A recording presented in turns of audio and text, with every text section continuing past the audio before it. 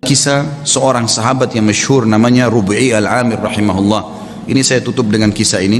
Rub'i bin Amir rahimahullah adalah seorang ulama, bukan seorang ulama, salah satu pasukan perangnya Sa'ad bin Abi Waqqas yang akan masuk, yang diutus oleh Sa'ad bin Waqqas untuk mendatangi ya Rustum. Rustum ini adalah panglima perangnya Romawi, Persia, panglima perangnya Persia.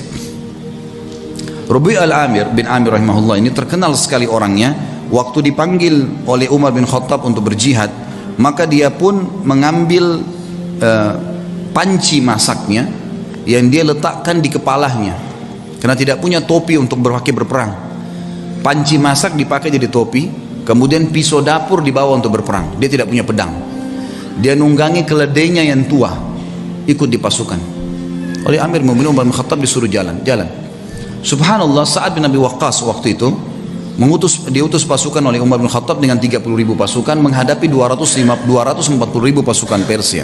Dan Persia kaget. Waktu mereka pun tahu 240.000, mereka tidak mundur sedikit pun. Maka Rustum ini ahli perang. Dia bilang, saya mau tahu dulu bagaimana sih kekuatan 30.000 itu, kok berani benar? Gitu kan? Seperti apa sih kekuatan mereka? Dikirimlah surat kepada Sa'ad bin Waqqas negosiasi. Datanglah 1-2 orang terus menerus negosiasi dan semuanya hampir sama perkataannya. Tapi yang paling pertama datang adalah Rub'i bin Amir rahimahullah radhiyallahu anhu. Sahabat Nabi yang mulia ini datang dengan keledainya. Gitu kan? Dia bawa pisau dapur dan ada tombak yang dia pinjam dari temannya. Dia datang, begitu tiba di istana, kata Rustum, buat dia tidak masuk ke istana kecuali sudah hormat dengan saya, dan hiasi semua istana ini dengan emas. Semuanya, pintu gerbangnya hiasi dengan emas, semuanya taruh harta-harta gelimpangin gitu. Buat mereka mau tahu gila harta enggak ini. Semuanya, bantal-bantal semua singgasana hiasi dengan emas, semuanya taruh emas, geletakin emas di sana sini. Dibuat semewah mungkin. Waktu datang Rub'i radhiyallahu anhu, begitu melihat kejadian tersebut, dia turun dari keledainya, lalu dia mengatakan, bagaimana dengan undangan kalian? Kata mereka, kau tidak bisa masuk kecuali kau harus menghormati Rustum. Mengatakan, wahai Rustum yang terhormat, saya pamit mau masuk. Kata Rub'i, saya tamu dan saya yang harus dipamiti untuk masuk, bukan saya yang pamit. Lalu Rub'i melihat di situ ada tikar permadani, di atasnya banyak emas. Sama beliau disingkirin emasnya, permadana itu diambil, dipotong pakai pisaunya dia, dibelah dua, diambil, ditaruh di keledainya, dianggap sebagai ghanimah, harta rampasan perang, ditaruh sama dia.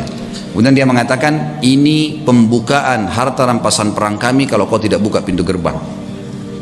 Sendirian. Dan Rub'i ini perlu anda tahu, orangnya pendek, kecil, bukan orang yang tinggi kekar. Orang-orang Persia waktu itu tinggi besar, kekar-kekar semuanya. Diberitakan ke dalam. Kata Rustum, baiklah, tutup pintu gerbang, buka sedikit saja, supaya dia masuk tunduk kepada saya. Diperintahkan masuk, pintu gerbang dibuka sedikit. Memang tidak bisa orang masuk, harus tunduk. Maka Rub'i lihat, subhanallah, Allah memberikan orang beriman itu hatinya bisa melihat, ya. Dia bisa membaca, namanya firasatul mu'min. Maka dia lihat, ini pasti ada tipu daya nih. Yang dia lakukan, dia balikkan pantatnya dia balikkan keledainya, lalu dimasukkan dari balik belakang, ya. Sehingga yang tadinya dia harus tunduk, ini dibalik, jadi bokong yang di belakang. Dilaporkan ke Rustum, ini yang dilakukan sama orang ini. Malah sekarang dihinain. Lalu dia naik keledainya, dia jalan. Subhanallah, tuh dia jalan, dia tidak turun dari keledai. Keledainya dimasukkan di istana Rustum dengan karpet-karpet yang mewah. Pisau dapurnya dipakai, bolong-bolongin bantal tuh semua, bantal-bantal yang mewah. Semua ini karpetnya ditusuk-tusuk dengan tombaknya sama dia. Sampai tiba depan Rustum. Panci di atas kepalanya, pisau di tangannya, tombak di tangan, pisau tangan kanan, ini tangan kiri, tombaknya. Kata Rustum, dipanggil penerjemah, tanya kepada mereka nih, mau apa sebenarnya datang ke sini? Terjemahkan, hai orang-orang Arab, kalian kan dulu di padang pasir, tidak punya apa-apa kecuali gembala kambing. Untuk apa kalian datang ke sini? Kalau kalian butuh harta, sebut saja, kami akan kasih pulang. Kalau kalian butuh gembalaan, kami kasih berapa pun unta dan kambing yang kalian mau. Kalau kalian ingin jabatan, kami akan jadikan, pilih siapa yang terbaik, kami akan jadikan sebagai pemimpin kalian, dan kami akan kasih gaji. Lalu jawaban Rub'i rahimahullah, ini orang kalau sudah mengenal Tuhannya, dia mengatakan, kami datang dari sana tidak butuh dengan harta yang sedang kau pamerkan ini, dan kami datang mengeluarkan seluruh hamba termasuk kamu dan kami dari menyembah makhluk kepada menyembah pencipta sang makhluk. Itu saja.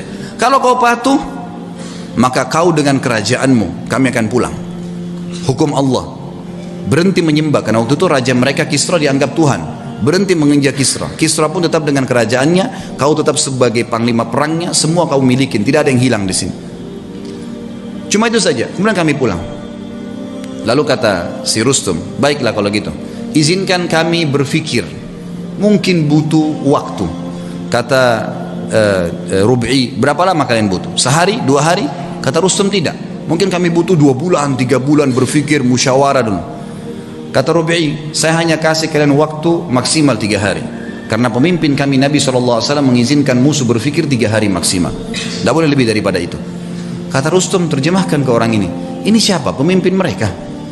Kata Rub'i, terjemahkan, kau pemimpinnya? Dia bilang bukan, saya pasukan yang paling di belakang gitu.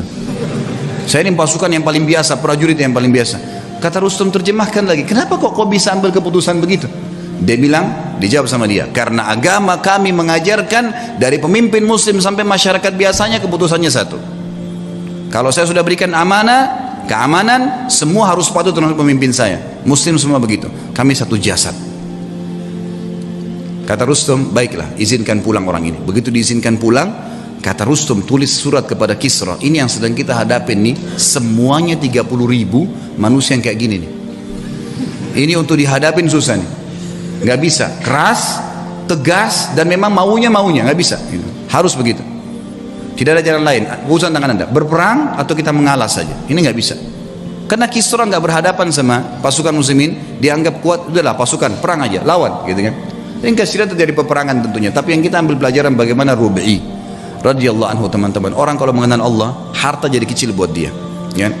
Semua apapun yang Allah haramkan ditinggalkan, seindah apapun itu.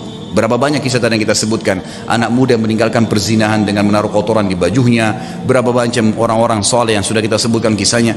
Yang jelas yang kita simpulkan teman-teman sekalian, berhubungan dengan Rabbul Alamin, sering komunikasi dengan dia sebagaimana dia sudah ajarkan kepada kita semua. Mau keluar rumah ada doanya, mau masuk rumah ada doanya, mau makan ada doanya, habis makan ada doanya. Doa itu apa? Komunikasi dengan Allah. Keluar rumah, bismillahi tawakkaltu ala Allah, dengan nama Allah saya bertawakal, menyerahkan diri kepadanya. Kata Nabi SAW, kata Allah SWT, wa may tawakkalullahi fahuwa hasbuh, yang bertawakal pada Allah, Allah jadi pencukup baginya. Seorang syekh pernah menangkap di Riyadh seorang penyihir besar. Penyihir terbesar ini datang dari Afrika, ditangkap. Waktu ketangkap, dia tanya syekhnya, saya nonton cuplikannya, dia bilang, bagaimana anda bisa menangkap saya? Padahal saya menaruh ribuan jin di depan saya. Tidak pernah saya bisa ditembus nih, baru kali ini dia bilang, ada yang bisa tembus dari anda.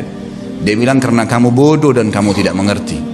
Kalau saya keluar dari rumah saya tadi, saya membaca apa yang diajarkan oleh Rasulullah SAW, bismillahi tawakkaltu ala Allah, saya bertawakal kepada Allah, dengan nama Allah saya tawakal kepada Allah, la haula wa la quwata illa billah, tidak ada yang kekuatan kecuali milik Allah. Dan saya yakin dengan doa saya, dan kata Nabi SAW, siapapun yang membaca doa itu pada saat keluar rumah, semua syaitan yang menemuinya akan berkata, orang ini tidak bisa kita ganggu karena Allah sudah lindungin. Itu sebabnya saya bisa tembus kamu. Bukan cuma itu, saya akan laporkan kamu dan kepala kamu akan dipenggal karena kamu seorang penyihir.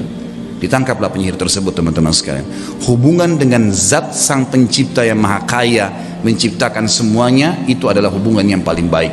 Maka jalinlah hubungan yang baik dengan Allah, maka Allah akan baikkan semua. Sebagai penutup kata-kata saya, kata Nabi SAW, siapapun yang berbuat perbuatan yang Allah ridha, Allah cintai perbuatan tersebut, Allah akan buat semua makhluk mencintainya. Dan kalau seseorang berbuat perbuatan yang buruk yang Allah benci, maka Allah akan buat semua makhluk akan membencinya. Kata kuncinya kembali kepada Allah Subhanahu wa ta'ala. Allahu a'lam.